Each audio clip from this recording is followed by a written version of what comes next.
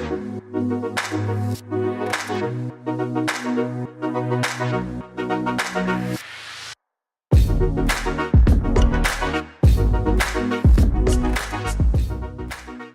to the Business of Engineering, the new podcast from Element 14, the world's largest online community for makers, engineers and tech professionals. In this series, we're going to be talking to entrepreneurs and business leaders about some of the challenges and opportunities involved with working in the tech sector. I'm happy to be joined today by Ethan Howard, founder of Burton Technologies, Dan Burton, Entrepreneur Acceleration Manager at Natwest Entrepreneur Accelerator, and Rowena Madar and Nook Barnes, co-directors and founders of Eat Fish Design. Hello, I'm Ethan Howard, the founder of Bear Technologies, or Bear Tech. Principally, the idea is to take electrical waste, as it's the fastest growing waste stream worldwide, and take the hardware from businesses that no longer need their laptops, and trying to solve the problem of digital literacy in the UK. So there's currently 12 million people in the UK that don't have access to computers, principally because they don't know how to use them. So we're going to be taking this hardware, installing our own operating system or user interface on them, which is specifically designed for these people that have frustrations or barriers when it comes to technology. My name's Dan. I'm an Entrepreneur Acceleration Manager at the Natwest Business Accelerator here in Leeds. My role here at the Accelerator is to challenge and support all of the entrepreneurs that we've got on our program across the UK by enabling them to sort of reach their full potential through coaching, mentoring and other one-to-one support. My name's Nook, and Ro and I founded Eat Fish Design about 2 years ago now. And we're a design consultancy that works specifically with medical and technical engineering to communicate technical information in a visually engaging way for a wider audience. So we say we bridge the gap between the technical and the beautiful.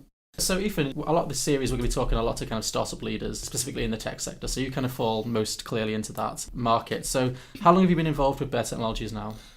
So the concept for Bear Technologies was actually designed and thought of around this time last year, so 2017. A friend and I were completing our master's degrees and writing our thesis whilst living at home, both in Leicester.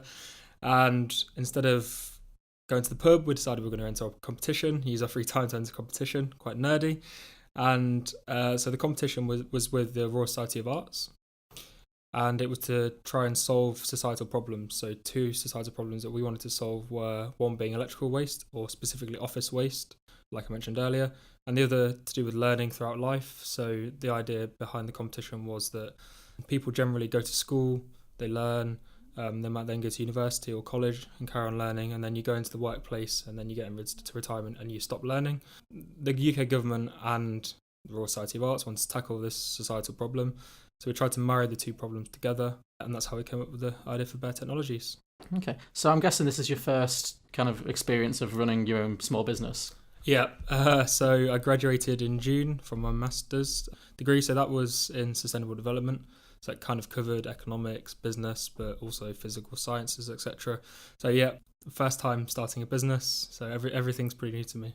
Dan, when you're kind of supporting new accelerator programs, is it often the case you find that it's people coming straight out of university these days, or does it kind of run the gamut from kind of people with more experience? Or you'd be surprised. The average age of the entrepreneurs in our accelerator hubs across the UK is 40. And interestingly, the split between male and female is 50-50. So you get people coming in straight out of university, people who haven't been to university and have more a technical idea or an idea straight out of school that they've gone with. But then you've also got the mumpreneurs and people who've had a windfall later in life, like a redundancy, which they've then used to kickstart their journey.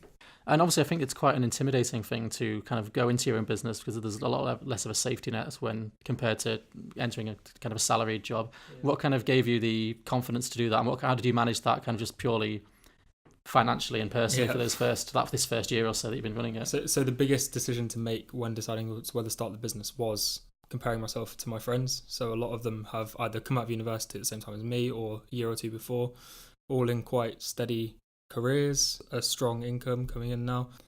So for me, it's been tricky.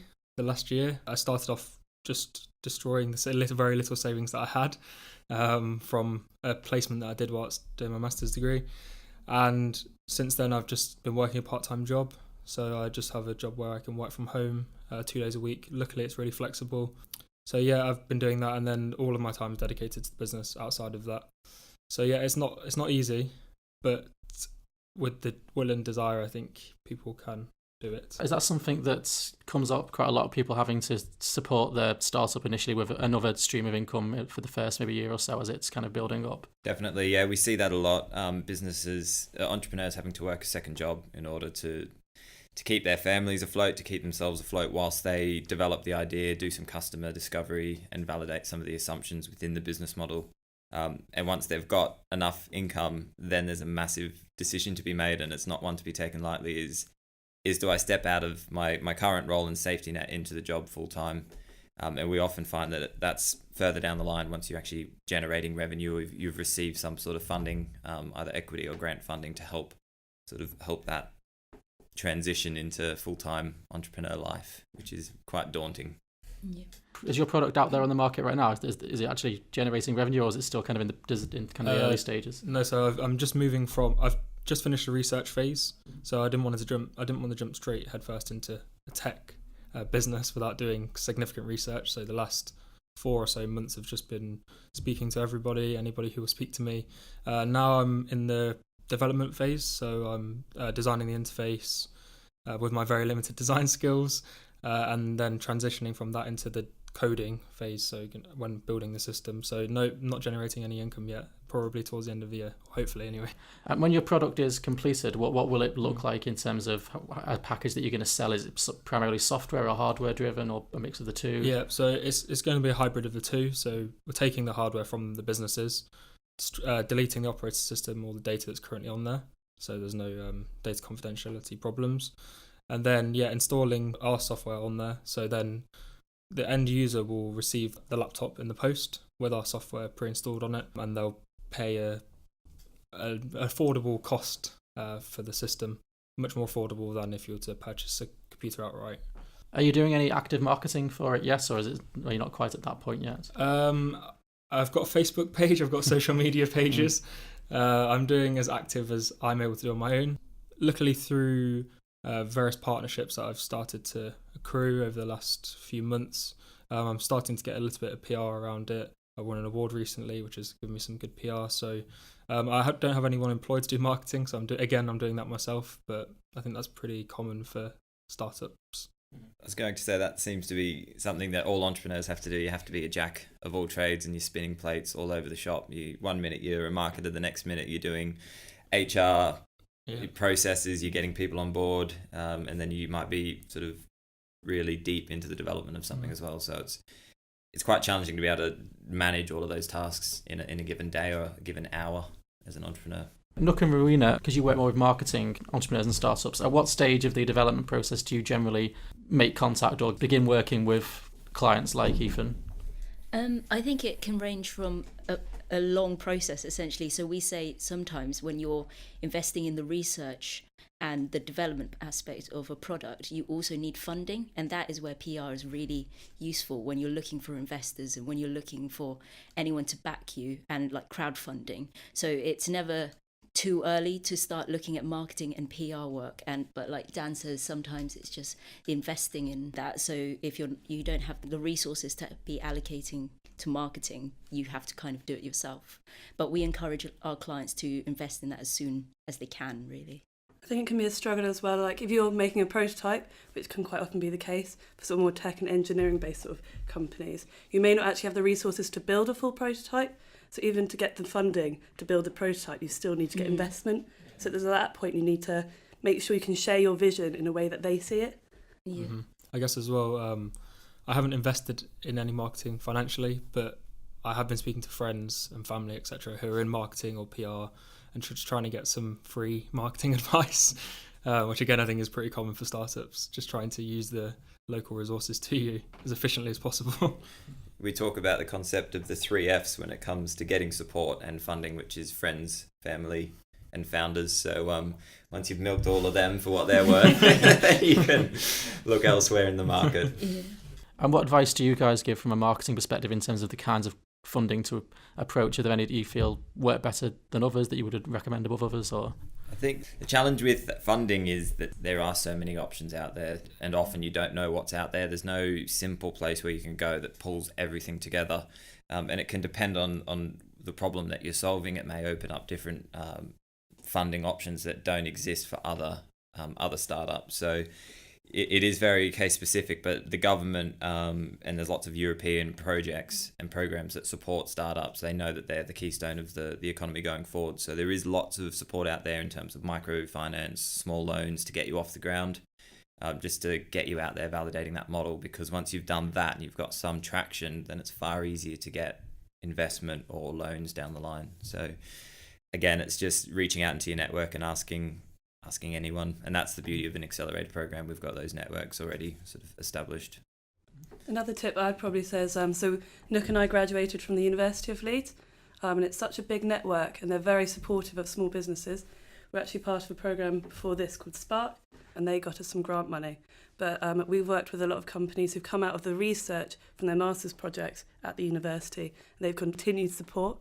So that's quite an interesting avenue, and it's also, you're already part of that network, you don't need to join if it's your uni. Yeah, I think a trend that we're seeing with a lot of startups is they tend to be spin out, especially in tech, where it's part of a master's project or part of a research they were doing at the university, and then it's a viable business option, so they create a business around that, and the organisation, like the university they're associated with, are really willing to help as well, and that's what we found. Yeah, that's actually how we started. Yeah. Because we sort of stemmed from our master's project where we made a medical simulator with an engineering team, and they absolutely loved the branding and the marketing work we did. We won a competition. People were saying, "Oh, why don't you do that? You know, we'd definitely pay for you to do that for us." And we're like, "Why don't we do that?" Yeah. And on that as well, funding you can get funding cash, for example, which you can spend on things, but another form of funding is essentially not having to spend on things. So there's lots of concessions out there for startups or small businesses generally, where they waive the first year or first couple of years for service costs. So that is essentially another form of funding. So that's something to look into. I guess the thing with funding is as well, it's if you're a startup and like me early on in life, talking big sums is actually quite daunting. So especially in tech, if I want to develop the system I'm hoping to develop and that I will develop, it's going to take quite a lot of money to do it. So the kind of figures that I'm going to be talking with investors about is going to be a lot more than I've ever had in my bank for a start. Probably more than my parents have had in their bank. Well, no, definitely more than my parents have had in their bank. But yeah, just having those conversations is actually quite daunting. So again, being a part of an accelerator and speaking to friends or people who have been through funding rounds as well, it's pretty vital because I don't have any knowledge or experience of that. So. And in terms of accelerator programs, there's a lot of them out there at the moment, and you know they all have the different kind of things that they specialize in and the kind of the stages that they specialize in. Would you say it's ever too early to kind of approach an accelerator program? When's the right time to start looking at that kind of aspect? As you say, there's different programs out there, and they're trying to achieve different things within the startup or scaling ecosystem. So I wouldn't say it's ever too early to approach them. All they can say is no. So you can always ask the question. But what you'll get from an accelerator is you'll be surrounded by like-minded individuals. You usually have a dedicated team of mentors and a network that you can access, and collaboration with others, going through the same stuff either at the same time or at different times. It can be a very lonely experience being an entrepreneur. So just being around a like-minded community of individuals is massively uplifting, and I'm sure the people in this room would probably attest to that. Yeah, definitely. I think the networking element and the ecosystem that you get within like an incubator space is really, really useful. Sometimes it's hard to be motivated every day when you're on your own or working on your own. So having someone who believes in you or your product as much as you do is really encouraging, really. Yeah, I also think the best thing about an accelerator for me is it helps me test my assumptions. I'm one for doing projections, for example, and saying within the first 6 months I've sold 1,000 units, for example, and without having people around you, it's just your own voice telling you that. So that someone can look at it and say, do you think that's really possible? Will you be making £1 million in the first week? All these kind of things. So yeah, it's really, really useful for testing assumptions, for sure. And that does lead on to kind of this topic of when you are launching your own business, sometimes it is hard to have an outsider perspective on what is a good decision, a bad decision, especially if you don't have maybe many decades of business experience behind you. From your perspective, working with a lot of startups, what are kind of some of the most common mistakes that you kind of see upcoming startups making? It's a very interesting question, actually. I hadn't really sort of analysed it so much. What's your biggest mistake? We always say our mistake's quite ironic because we're looking for engineering and tech sort of startups who struggle to maybe get themselves and reach a wider audience. So they're incredibly hard to find. So trying to find ourselves, our customers, can actually be a challenge. We spread out on our networks and we always keep our sort of relationships going quite well, but trying to sort of find new companies as well can be quite challenging. We see entrepreneurs come to the program and they tend to have the same mistakes over and over again. One of them is people tend to focus more on the solution. No, got that wrong. They do. That's right. Yeah, people focus on the solution rather than fully understanding whether or not there's a problem that exists, or that the customer would be willing to pay for a solution to the problem. So typically your listeners, technical individuals, will fall in love with the solution, come up with a solution and really deep dive into that, build out all of these features, but never test them with a customer or who their target market is. They could invest thousands of pounds, thousands of hours into this solution that no one wants because they never spoke to anyone. So the thing that we see a lot is people not having the confidence to just go out and speak to their customer early enough. I would say that the thing that I've ingrained in myself the last few months is I'm building something not for me, I'm building it for someone else who's completely different to me. So I need to speak to that person. So from the very beginning, from day one, I've been speaking to potential users, asking them what their pain points, frustrations, barriers are, etc. And then trying to find the most difficult thing for me is trying to find the right balance between building a prototype and building something that works. But so I've got a prototype at the moment that is functional but not beautiful, and then trying to find the balance between having something that is visually pleasing to me but also is quick enough for me to prototype and change and not get attached to. So I think one of the common mistakes for people building prototypes or anything technical will be they'll build a really high fidelity prototype and then they spend hours and hours and hours on it, and then they'll take it to testing, and then someone will just say, oh, it doesn't work for us, and then they'll have to go back and start again. So for me, I would say just do low-level prototypes and just go out and test it as often as possible. And that's something that I'm not coming from a design background myself. I think I've got the advantage that I'm kind of willing to do that. Whereas I'm not stuck with having nice designs because I actually can't personally do nice designs. I was just going to say that's something we encourage our clients, especially in the tech industry, to consider the end user and have to adapt like a user-centered design thinking. So when they're creating this product, sometimes they want to draw out the spec and all the technical information, but really what an end user wants to hear is how it can apply to them and how it would benefit them. And sometimes it's something that a lot of engineering companies miss. Yeah, because they worked a year in developing something that for them is amazing and innovative that might not actually translate as the value for the end user. So seeing it from that end perspective is so important. Yet also it's quite a sort of odd concept to something if you've not been taught at uni or something you do very often. I mean, you can become very much attached to a prototype because you spent hours on it and all you've been doing is changing the colour of a button. And I think too, it's quite hard to take that out into the market and ask for honest feedback and to stand there and comfortably take it. A lot of people, as we call it, the ugly baby syndrome, no one wants to be told that their baby's ugly. And you have to be sort of, you separate yourself from the product. It's not you, it's not your offspring. And you have to take that feedback on board. Otherwise, you'll go nowhere pretty quick. Sometimes we have to ask them to adjust their message ever so slightly just to be more concise, or like the specification of a product might not be what is actually the key selling point. So it's actually just pulling that back and just seeing what is the real value of this product. I guess the useful thing is customer personas massively. So if you can have them printed out or have them anywhere, so when you're developing or designing and just have it in front of you visually, you're not designing for yourself. So design for the customer, and I'm lucky that my customer or user will be very different to who I am, so I can't get that line blurred. But I think for people who are possibly, let's say, designing an app for someone in the same demographic as them, that's when things get a bit more confusing, for sure. Can you elaborate on what a customer persona is and who yours is? Yeah. So a customer persona is, so you split them down into various. So for me, I've got 3 at the moment, which I could probably split out into 6. Let's say hypothetically, one is Judy. She's 70 years old. She's had interactions with technology before and computers, but just has loads of frustrations and faces barriers with them. That could be because she has a lack of knowledge. It could be because she relies on friends and family for support. It could be she's just scared of using them. So for one reason or another, she's not using computers or technology. Another customer persona for me could be Julie's son. So Steve, who's 50, and he really wants his mum to get online because it will help his life, because he can speak to her on an instant message basis as opposed to having to go around every day to see her, and also help his mum's life because she can then access the digital services that she can't at the moment, so she could use online shopping, etc. So just having these customer personas, even print out a picture of someone from Google Images and just have it on the wall is really helpful. Yeah, seeing your demographic and remembering to think what might be important for them and sort of really getting into their life and their routine and what works for them is so important.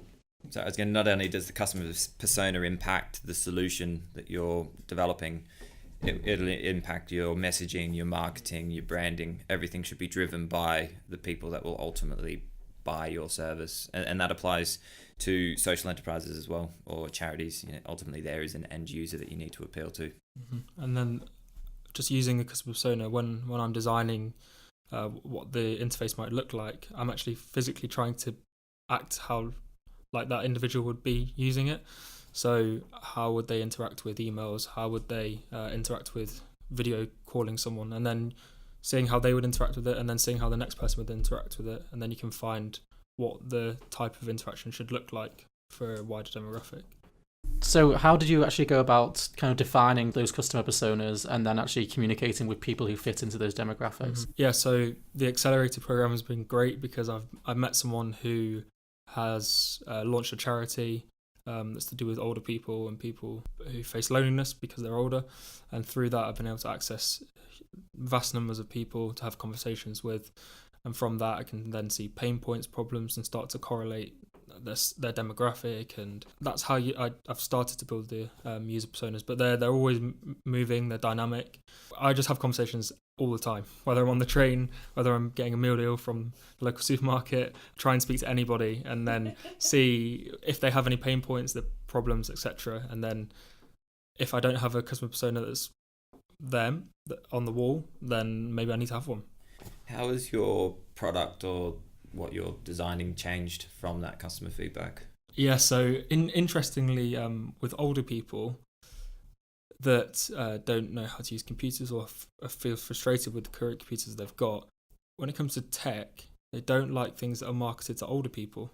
And that's something that I didn't realise at all before. So if they saw a computer, for example, and it said a computer designed for an older person, they wouldn't buy it. And that's the message that keeps coming back from people. So a bit like my grandma in a nursing home. yeah. Well, exactly. So, but I didn't realise that at all until I actually started speaking to people. I just assumed if you started to say simple computers for older people, or probably a better word than that, straightforward computers for older people, that would be the right marketing message. But from speaking to my future customers, it's definitely the wrong way to go. So yeah, it's been really useful. I think there are so many ways you can capture that, because Nook and I studied product design at the uni, so part of our course did a lot of trying to get this kind of information from your end user. You can do anything from a sort of questionnaire or survey you send out online, sort of a small focus group where you have sort of target questions and discussions, and then that can get you very rich information, opening out the discussion as well, kind of like you might want to do here. You can get information you wouldn't have even thought to ask. Whereas obviously a survey is quite quick, quite easy, you can get lots of information and you can quantify it. Sometimes a fun exercise that we do with our clients when there's more than one stakeholder is just to put them all in a room together and do the survey of like, what do you think you offer, what's your product offering, and what's your main message. And you think 5 people all working on the same project, they all share that same vision, but really they have different motivations. So why people do something is a key thing when you consider marketing. It's incredibly interesting as well. One another thing, well, I think this is interesting, obviously, that you can do is you've got to, like with products as well, is that they elicit an emotional response in someone. So if you're selling a product, you want to understand what you want them to feel from it, and then try and tailor that product to that design. So you can actually ask people, which of these 3 do you think gives off the most calm vibe? And it seems sort of a strange thing to do, but the effects and the results of it are just very impressive, because if you can get the feedback from that, you can actually design something getting that emotional response you want. I think that's an important point too. So surveys are a great tool, but putting a product in someone's hands and seeing the way their eyes light up and how they interact with a product or a service, that's it's truly valuable. So surveys are great, but definitely complement it with talking to people, giving them it. Did you guys have any other particular market research techniques that you would advise, particularly for kind of tech startups in the early stage that you use a lot? Always knowing what's out there is so important, because there's so much new development and sort of new technology that's being pushed that isn't commercial yet. So if you end up designing something incredibly similar to something else, that can get you later. Especially in tech, when like 6 months down the line you think you're at that same level, and when you started no one else was doing it. 6 months later someone's probably already pushed that same function or product out there, and you're like, oh. So being aware of the market, because it's constantly changing. So networking events, loads of networking events for us.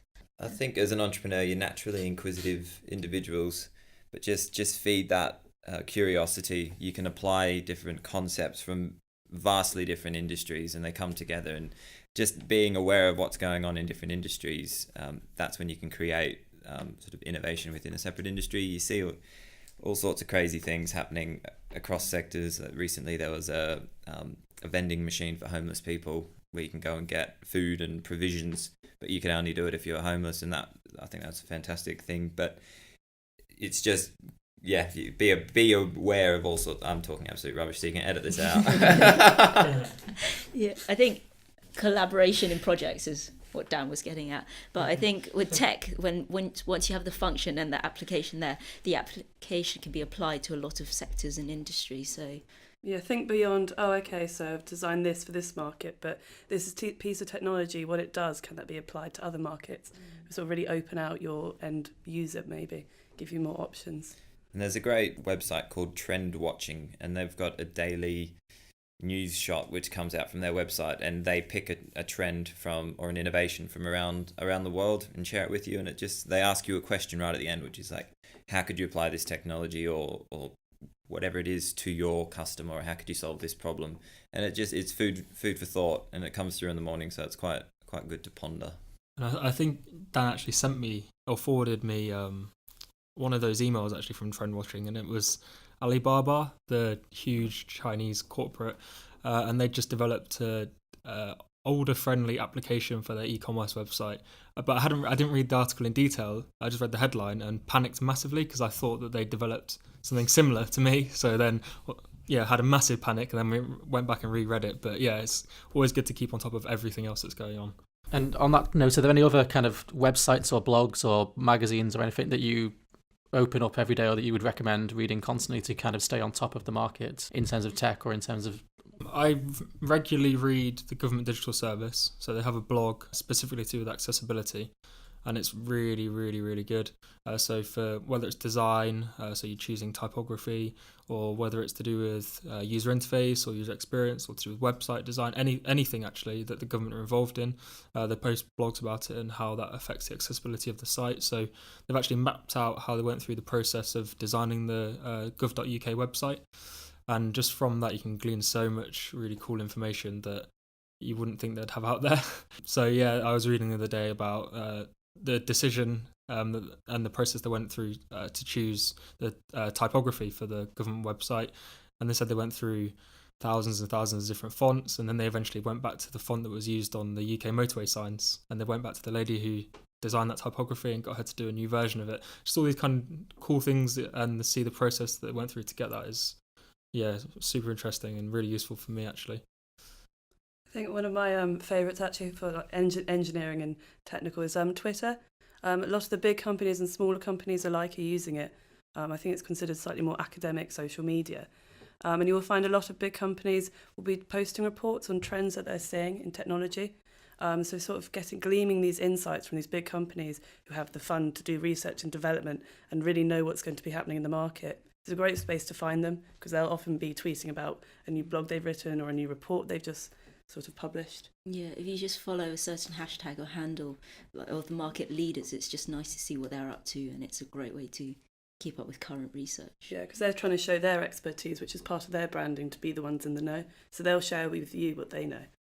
So I think Medium's pretty like that as well. So on Medium, designers and engineers and product developers will do blog posts on the current products they're working on for these huge startups or corporates. And yeah, you can not plagiarize or steal, but you can see a lot of good ideas in the processes they went through developing this £100 million app that they've got, and you can have a look at and see how they did it.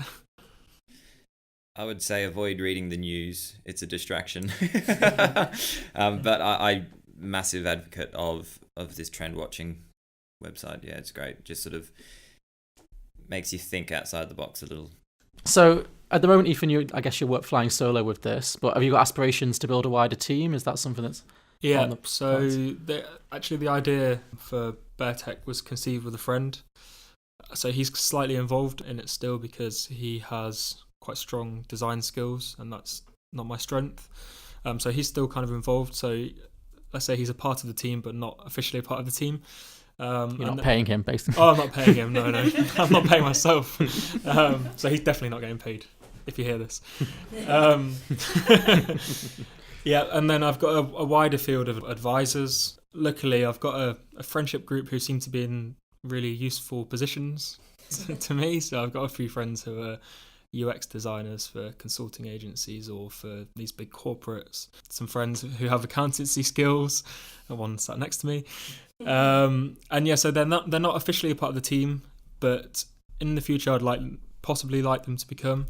But yeah, I hope soon the team will grow. I mean, if I could find a dream CTO co-founder, that would be fantastic. Again, I have someone advising me on tech, a developer who's advising me on tech quite regularly. But yeah, the team will expand hopefully in the next few months. Okay. And again, from your guys' perspective, when kind of solo entrepreneurs and smaller teams are coming to you, what would you advise as kind of the initial hires when that time does come, when they can bring on a second person, a third person? Who do you think the first employees or collaborators should be for a company? I guess it depends what you want out of that role.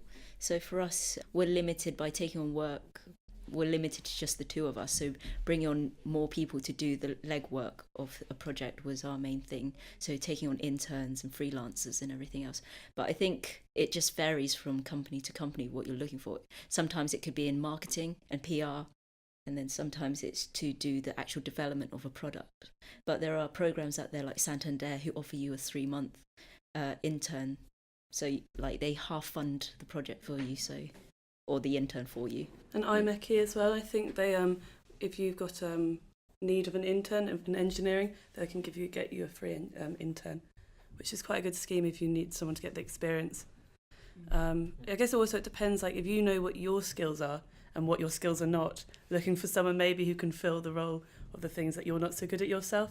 That self-awareness piece is critical. If you're not willing to accept that you aren't capable in some areas or you're lacking in some areas, then you're not going to recruit anyone, and then you're limited to yourself. So yeah, being self-aware of enough of who you need, but then also being able to articulate what your vision is, because often startups or early stage businesses don't have the funds to be able to pay someone what they're probably worth, because you want to attract talent. So what you need to be able to do is really explain your vision to them and get them to buy into that vision, and then hopefully you can sort of grow the business together rather than sort of paying them a lump sum up front. I guess one interesting thing as well that I have heard for tech startups is that if you don't have a team, investors are less willing to invest in you.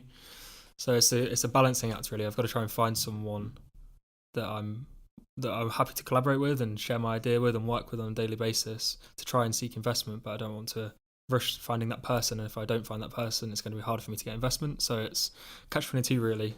So I'm actively behind the scenes searching for someone.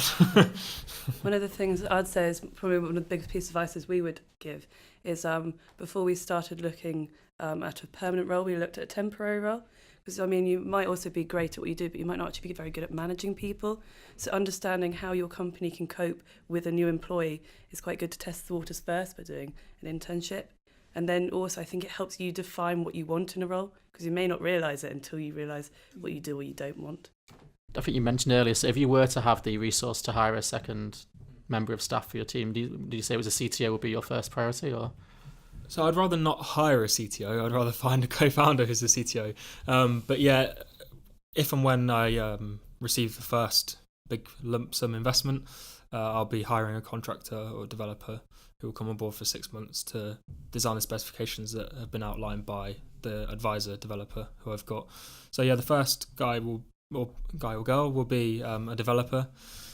And then hopefully if I have a little bit of additional funds, it'll be spent on marketing, PR, web development, all these things that have got to go on in the background or run in parallel, to development. It's very easy to get bogged down in the development of the system and just ignore everything else, something that I'm trying to be conscious of. We talked a little bit earlier about prototyping and kind of building that initial prototype and kind of the pros and cons of that approach. How, in terms of just accessing the hardware that you need to do that and the software, what routes have you taken to get access to that and make it cost effective, etc.? In terms of developing user interfaces and UX design, there's hundreds of different pieces of software and websites that you can use to do it. When I was a part of the awards competition and when we were coming up with the idea at first, we were using Adobe UX, which was in its beta phase, so it was actually free at the time. So I did quite a lot of prototyping on this free piece of software, but it was still in the trial phase. I think one of the things with physical prototypes, which are much harder, I think, to push out from a startup point of view, because you've got the cost of finding a place where you can build it, the materials, somewhere to store it. Often I find if you're attached to an accelerator or a program where they have those facilities, that's probably the most beneficial. So I know that Huddersfield, they have a place there where if you're part of that, they've got some labs that you get available access to.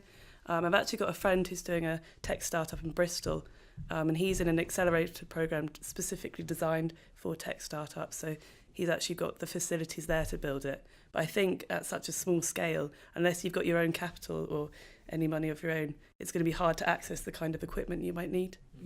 And I think before you get to the prototype stage, it's testing the assumptions around whether or not you're solving a problem, understanding that need is there before you develop a prototype. And then, as Ethan said before, make it as low fidelity as you possibly can to test any assumption, all of the assumptions in that business model. So not only is there sort of the desirability of a product or a service, there's two other key areas in your business model, which is it feasible? Can you actually technologically and technically deliver that product or service to your customers?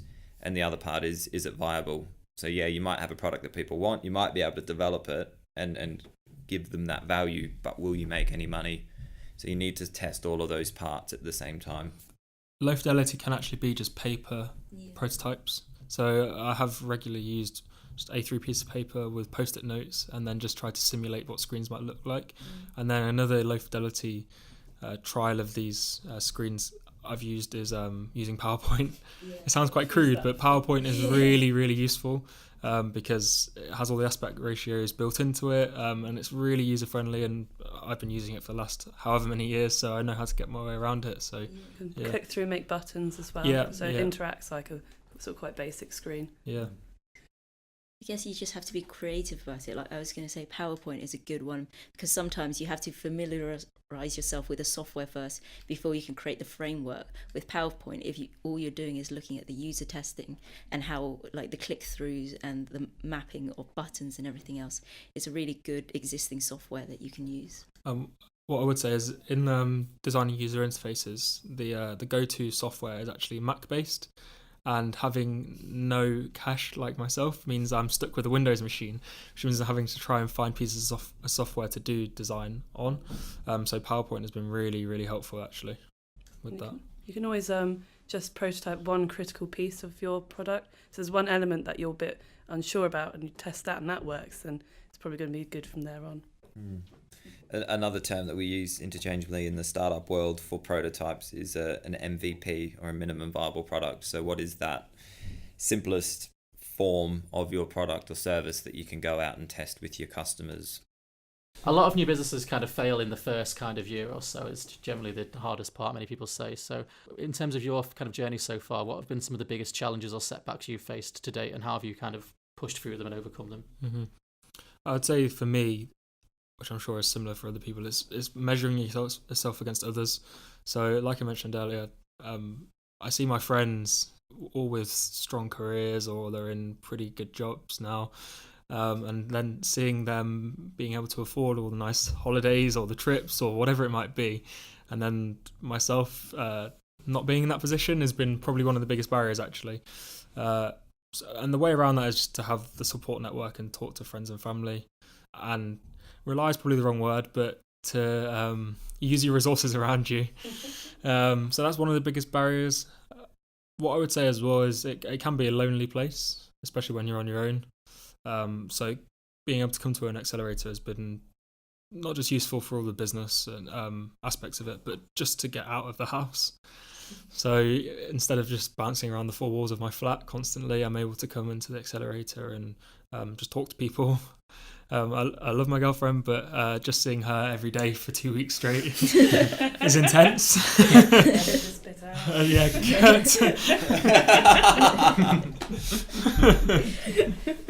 What about for you guys in terms of when you see like startups come with particular challenges? What challenges do you often see as kind of common themes that people struggle with, and sometimes are hurdles that people have to struggle to clear? Within the accelerator, we see that the motivation, keeping people motivated, staying motivated when you may not be getting the traction that you want or that you expect, or when you're comparing yourself to your peers, both within the accelerator, although it's a very collaborative and supportive environment, you can see others and say, well, why aren't I doing that? Why aren't I achieving what they are? So staying motivated and staying true to your why you're in business. What problem are you trying to solve for the world? I think growing your team, having the right team as well, I think is a big one for a lot of startups. When you get to a level where you're starting to get traction and then you need to grow, it's that jump from being a baby company to a fully fledged company. And it's just trying to find the right people to complement your skills and everything else. And sometimes when you've been working on your own for so long, it's hard to let go of certain responsibilities and control over things, and sometimes you just need to step away from that and allow other people in. Yeah, because we spent so much, Nick and I spent so much time working together. We know our processes, we know what we believe and what we think, and then someone else comes along and they just don't quite sit the way we do. I'm like, what's going on here? Like, Yeah. Why do you not understand me? There was a point on our first intern where we were kind of like just grunting at each other and then expecting them to understand what we're saying. And it's just trying, sometimes you're so familiar with your own message and what you're doing. It's trying to go back to the basic and explain that to people better in your team anyway. I think as well, a few months ago, I had an opportunity for some further grant funding, and I had the conversation with Dan, and it turned out I didn't accept the grant funding, and I learned from that you shouldn't say yes to everything. So the grant funding could have been good. It would have been a nice amount of money to accept at the time, but it probably would have given off the wrong signals to future investors. So it's about taking opportunities when they're right for you, and don't just accept everything. Take a pragmatic approach, I would say. It's quite funny because if you were told, you might not get very much money for 3 years, but at the end of it, this is definitely going to happen for you. I think most people could sort of really try and hold out for that time. It's the uncertainty sometimes that you can lose sight, like, oh, is this actually going to happen for me? And that's, I think, when it's quite easy to think, oh, maybe I shouldn't do this. Maybe the lack of money isn't worth it. Maybe I should just get a normal job. Very big highs, very big lows, I think.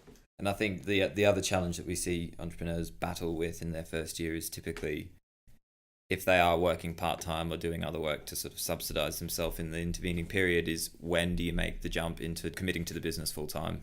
And there is no silver bullet for that. It comes down to personal circumstances, traction that you've got to date, but it's a daunting experience to finally sort of hang up your boots in your corporate job or whatever you're doing and go, right, this is it, I'm going to focus on this 100%. Is scary. And also get comfortable with basing things on assumptions and taking calculated risks. So whether it's financial projections or a prototype you're building, you can do lots of research, but at some point you're just going to have to make assumptions as well, and then just go for it, as opposed to getting bogged down and not finishing something because you can't find the right answer at the time. Just carry on going, I would say. Sometimes you can find yourself being a perfectionist and holding yourself back from investing or growing, essentially. So, yeah, sometimes it's just taking the leap, because you can do as many calculations as you can, but then at a certain point you have to make a decision, and it's just deciding earlier rather than later and drawing out that long death. We're making this sound horrible. It's not all bad. It's really fun. It's just I must say, if you in the Leeds hub of the accelerator alone, we opened in August 2015, so it's not even 3 years old, and in that time the national average for businesses surviving is 50%. On the program it's at least 87% year on year. And the businesses that have come onto the program have, just in Leeds alone, received funding of more than £6.5 million and turning over more than £24 million and have created more than 530 jobs. So that's in less than 3 years, and that's just the businesses in Leeds. So yes, there are big risks and there are massive highs and lows, but at the same time, go for it. Yeah. In a calculated way. Yes. Yeah. Obviously, you just have to keep in mind the rewards at the end, whether it's the rewards financially or whether it's, as well for me, the rewards of tackling the two problems that I'm trying to tackle with the business.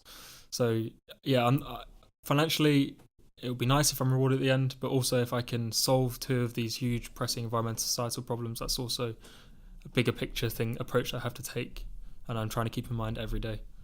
Yeah, we do what we do because we love what we do. We really believe that we like to support engineering companies and tech companies and let them showcase themselves in the way that we think their value should shine. And that's why we do it. And that's, when we remind ourselves why, it makes it all worth it.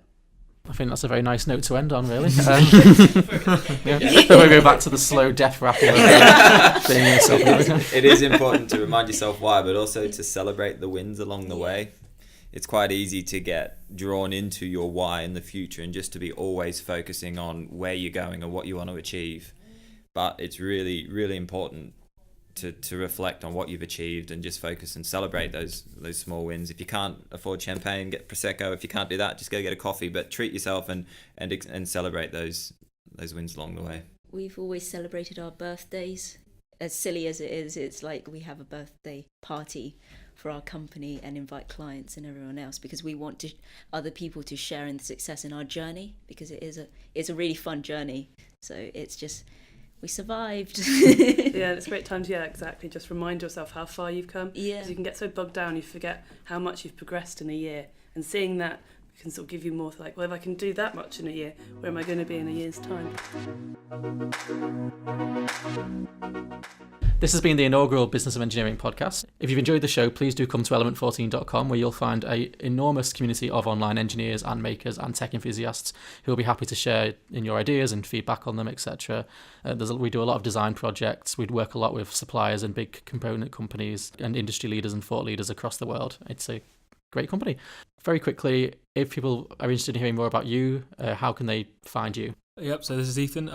If you want to find more about me, you can find me on www.baretechnologies.co.uk, but that's spelled B-A-R-E, or you can find me on Facebook, Twitter, etc. at BareTech, B-A-R-E Tech. Dan here from Natwest Accelerator. Where would you find this? We haven't got a website yet. Sorry. If you want any more information about the Natwest Business Accelerator, simply email accelerator@natwest.com or put that into Google and see what comes up. Nook and Ro from Eat Fish Design, and you can find us on eatfishdesign.com. It's a weird combination of words, so we should show up. If you wanted to see some fish jokes, just go to the Twitter, which is Eat Fish Design. We're always posting terrible jokes. Give us a fish joke. We're more specialised in puns. What do you call a fish with no eye? It's I'm really sorry. bad. It's not good. We're not offering quality. We're just offering puns. And you can always email us at ahoy@eatfishdesign.com. We took the branding far. Fantastic. Okay, well, that's definitely a good note to end on. So thanks a lot, guys, and we'll see you again for the next episode. Excellent. Thank you. Thank you.